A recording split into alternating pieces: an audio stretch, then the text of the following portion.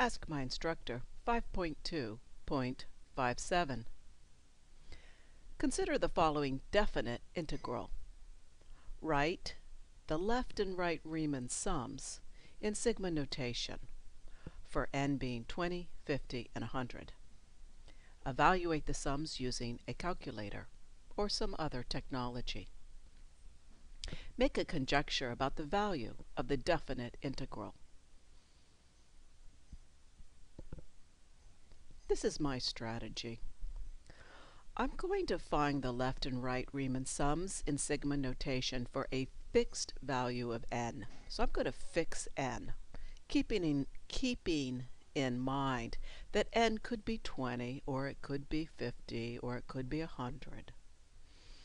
I'm going to come up with a formula for the left and right Riemann sum using that fixed value of n. Then I'm going to write out and calculate the left and right Riemann sum in sigma notation for n being 20, 50, and 100 as required. Fix n. Keep in mind that n is some number like 20 or 50 or 100, okay? So just keep in mind n is just a number.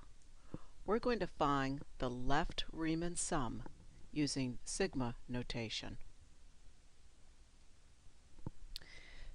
Let's set up the summation. Our interval is 0 to 1 and our function is x squared plus 9. Change of x is the length of the interval divided by the number of intervals. The length of the interval is 1. The number of intervals is n, where n is a fixed number, 20, 50, or 100. Let's now figure out what the left endpoint is.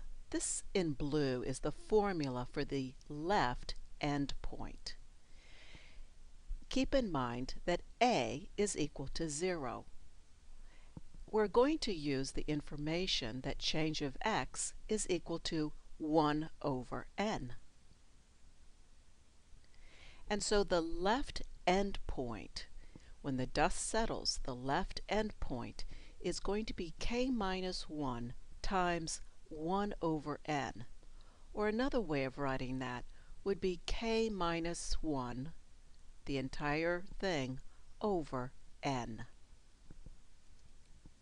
So there's my left endpoint and my change of x, which is the width of the interval. I'm sorry, not of the interval, but of the subinterval. And just to remind you, n is 20 or 50 or 100. Let's set up the summation now.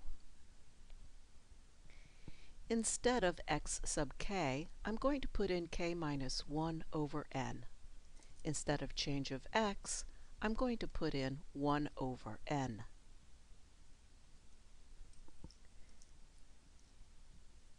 For my next step, I'm going to use the function. So instead of x squared plus 9, I'm going to have k minus 1 over n squared plus 9. Alright, now I've probably said this too much, so I'm not going to say it again, but you can read it. For n equals 20, the summation is this. Every time I have an n, I put in 20. For 50, that is my summation. And for 100, that's my summation. At this point, you can use the summation ability of your calculator or use Wolfram Alpha. So suppose we'd like to find the left Riemann sum with 100 intervals or subintervals.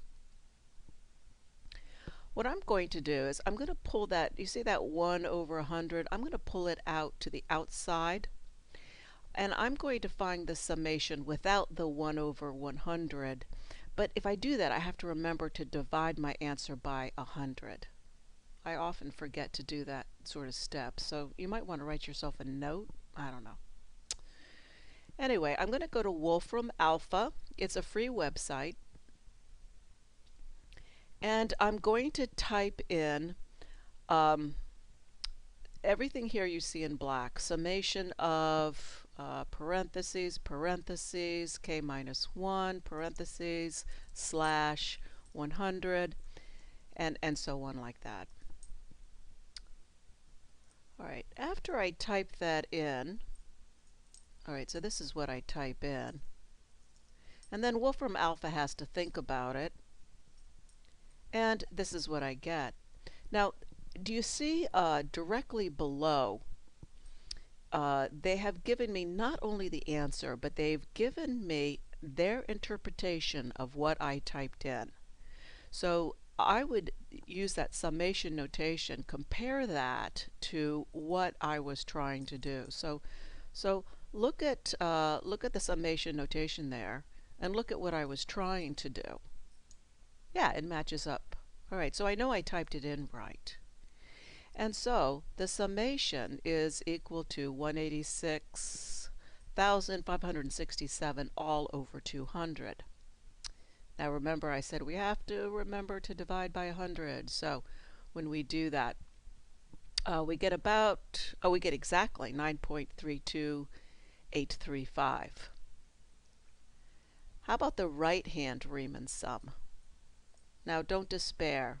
The right Riemann sum is easier, so you've done the hardest part of the problem. Again, let's fix n. What's easier about the right Riemann sum is that the formula is a little bit easier, I think, to work with. So the right-hand side of each subinterval is k over n. And change of x we've already found. So we're going to set up the summation again. We're going to do the same thing. Instead of x sub k, this time I have k over n. Isn't that prettier? Much prettier. And now let's put in the function. So I have k over n, quantity squared, plus 9.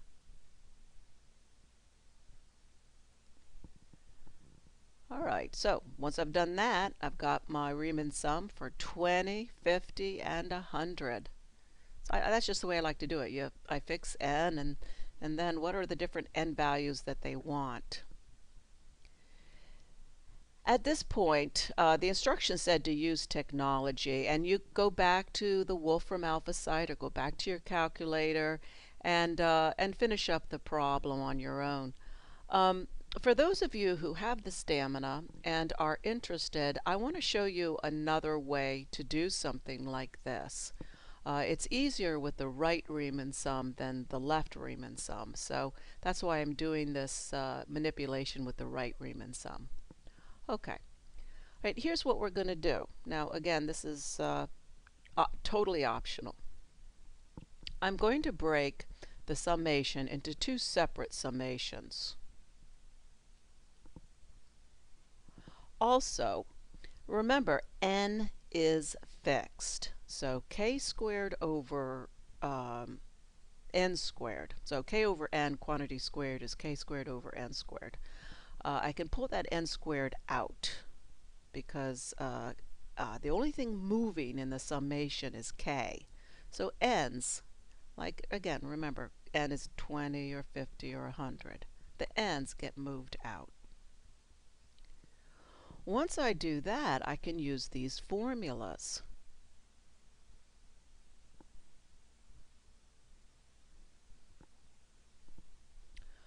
All right, the formula for k squared, the summation of k squared going from 1 to n, that's just n times n plus 1 times 2n plus 1 all over 6. And then if you add 9 n times, you have 9 times n.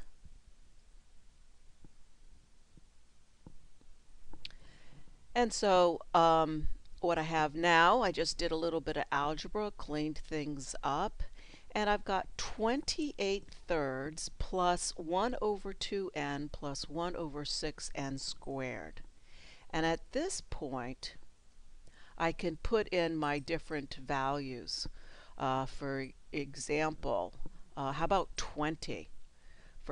Put in 20, do the calculation, and I get 9.35. Now the left Riemann sum in this case gave us an underestimation. The right Riemann sum in this case overestimated the actual integral.